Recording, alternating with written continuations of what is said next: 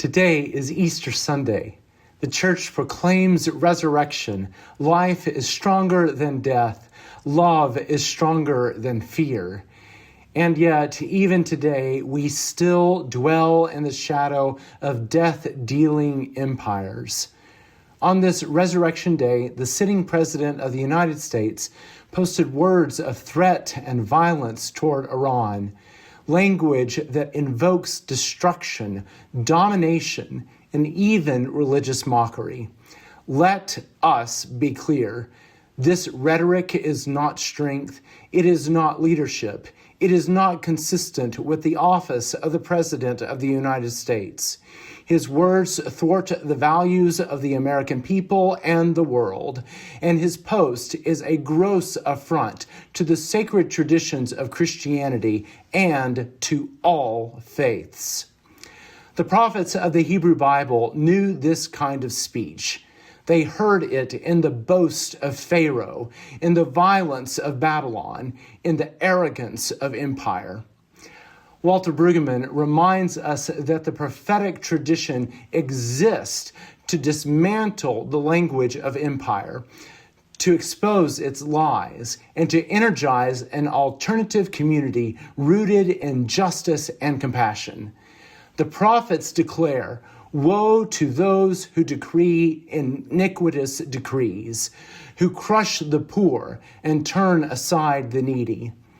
Biblical scholars teach us that the New Testament emerges under empire too. Rome's threats, Rome's crosses, Rome's claims to absolute power.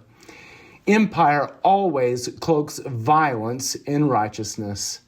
But the God of liberation stands with those threatened, not with those who threaten. As Easter people, we know the gospel proclaims another reality.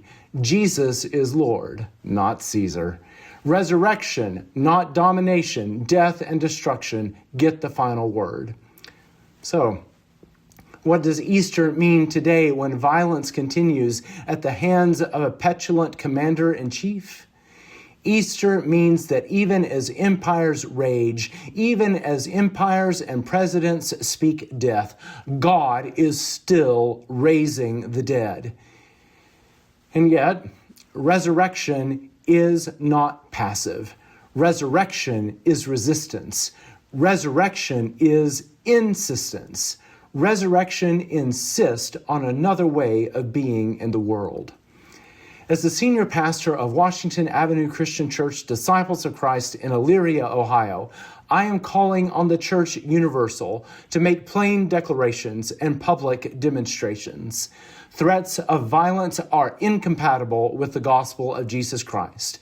Dehumanizing language is incompatible with democracy, and invoking God to justify destruction is blasphemy. As people of the resurrection, let us speak out clearly and publicly against rhetoric that glorifies violence. Let us contact our elected officials and demand accountable, humane leadership.